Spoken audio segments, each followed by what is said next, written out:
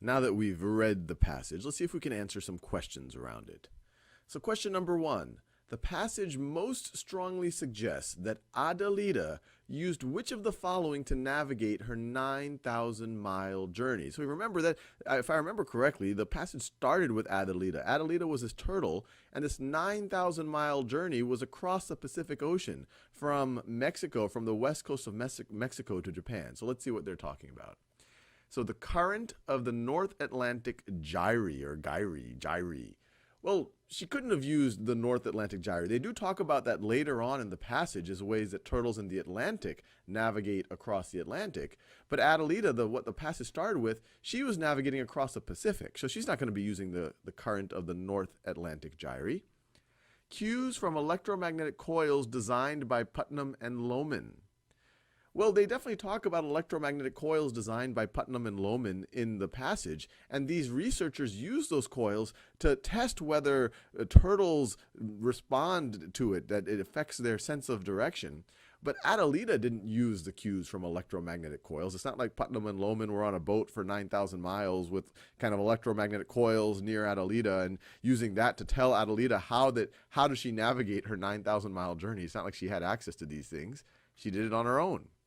The inclination and intensity of Earth's magnetic field. Well, that's what the whole passage is about. It kind of starts off with, isn't it amazing that this turtle can navigate this 9,000-mile journey on its own without some type of a GPS device? And then it uses the research in Putnam and Lohmann to show that turtles are able to do this by using the inclination and intensity of Earth's magnetic field. So that looks right. Now let's look at the last choice. A simulated magnetic signature configured by Lohmann. Well, once again, this is like choice B. Adelita did not have access to technology from the researcher or Lohmann. So she was off by herself in the Pacific. All right, number 2. Which choice provides the best evidence for the answer to the previous question?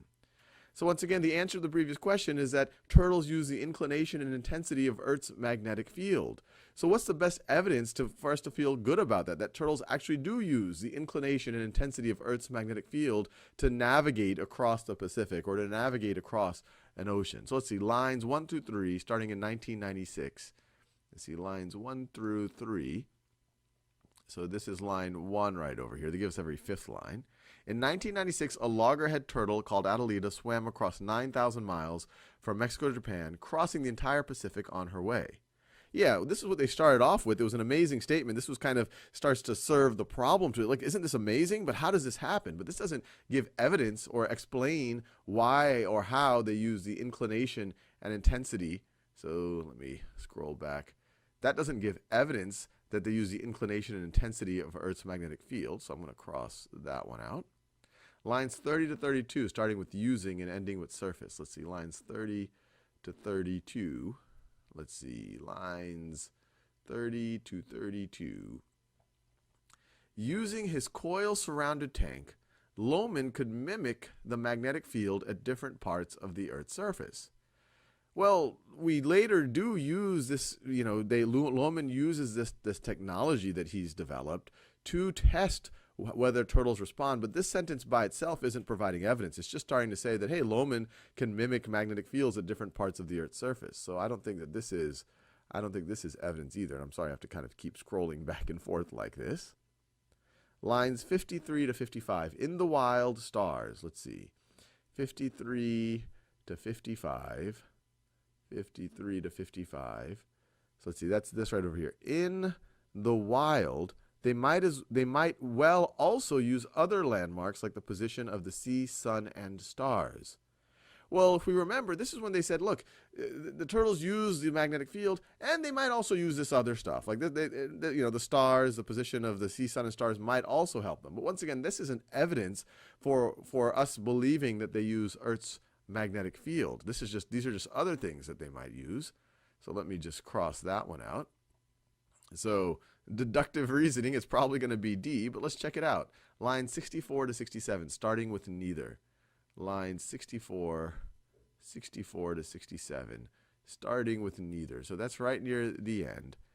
Neither corresponds directly to latitude or longitude. And when they're saying neither, they're talking about different parts of the world have unique combinations of these two variables.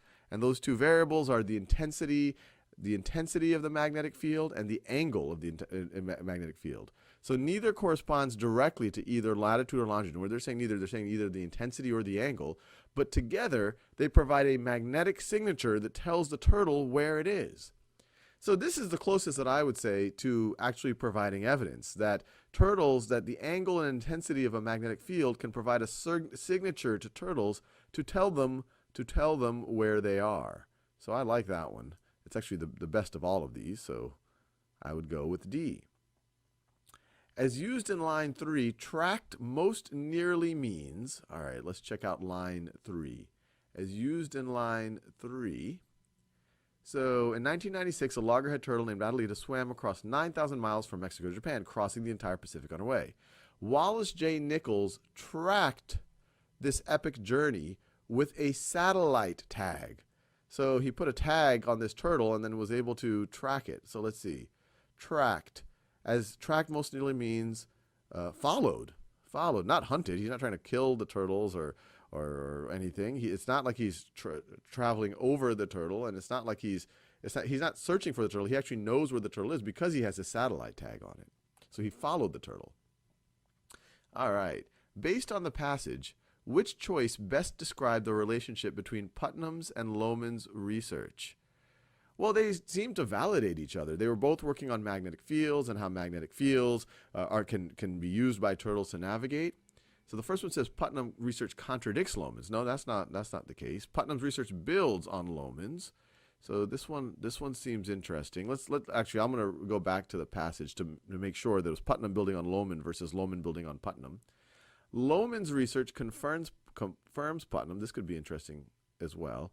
Lohmann's research corrects Putnam's. No, it wasn't like the passage said that Putnam's research was wrong. So we can rule these two out. But let's revisit the passage a little bit, just so that we can make sure we understand the work. So they told us, how did she, Adelita, steer across two oceans to find her destination? It says Putnam has the answer. By testing hatchling turtles in a special tank, he has found that they can use the Earth's magnetic field as their own global positioning system. By sensing the field, they can work out both latitude and longitude and head in the right direction. And then Putnam works in the lab of Ken Lohmann. So Ken Lohmann is his advisor. He's his mentor. So I'm starting to feel that he probably built on the work of Ken Lohmann, because Lohmann has been studying the magnetic abilities of loggerheads for over 20 years. So Putnam is the junior researcher. So I think he's building on the work. He's building on the work of Lohmann. He works in Lohmann's lab. Lohmann's been doing this for 20 years. The author refers to reed warblers and sparrows in line 49 primarily to, so let's see where they do that. Line 49, reed, so let's see. Before now, we knew that several animal migrants, from loggerheads to reed warblers to sparrows, had some way of working out longitude, but no one knew how. All right, so they're giving these other examples to say, hey, like turtles are not the only ones that have this mysterious ability. So contrast the loggerhead turtle's migration patterns with those of other species. No, that's not what they're trying to do. Provide examples of species that share one of the loggerhead turtle's abilities. Yeah, this is feeling pretty good. Suggests that most animal species possess some ability to navigate long distances. No, they're not saying most animals. They're just saying that there are some other species that have this amazing ability. So they're not saying that most species. Let me just cross it out like this. Illustrates some ways in which the ability to navigate long distances can help species. No, they're not saying that the reed warbler or the sparrow, because they can travel a long distance, are able to do this or that or find more food. They're just saying, hey, turtles are not the only one. There's other species that also can do this. So I'll cross that out, and I'd go with B.